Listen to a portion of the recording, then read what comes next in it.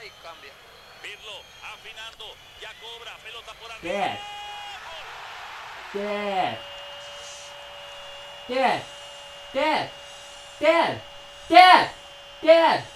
Dad. Yes, son? What's this? That's soccer. It's the World Cup. What? Yeah. What is it? Turn around here and I'll tell you. Okay.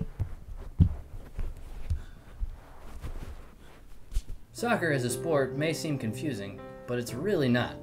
See, the World Cup began in 1930, and it's held every 4 years. 32 teams compete, and it lasts a month. Qualifying tournaments are held in 6 international zones, overseen by their own confederations, and FIFA, the Fédération Internationale de Football Association, which decides which teams from each zone gets to play in the World Cup. It's a process that can start up to 3 years before the World Cup.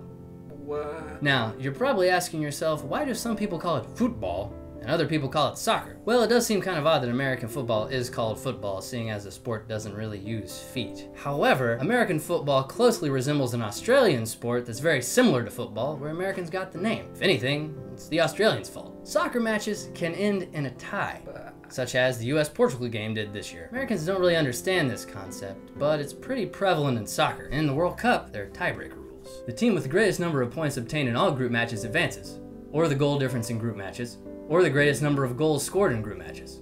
A win is worth 3 points, a tie is only worth 1. And the games last 90 minutes, though they can go longer due to stoppage time. What? This time is kept by a referee on the field who keeps track of the time that should have not been running for, such as injuries or other stoppages. It also helps prevent flopping, which is where a player pretends like he or she gets hit and then flails. It hasn't really helped though. It is actually becoming really prevalent in the NBA. Dad, I don't understand most of what you just said, and that's why I like American sports like football, because they're incredibly easy to understand.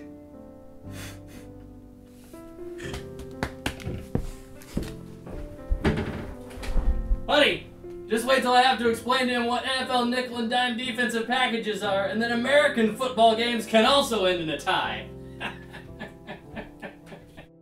I wanted to talk to you about Michael Sam. You know who that is? No. Well, he's a football player that was just drafted into the NFL, and a lot of people are really upset about it.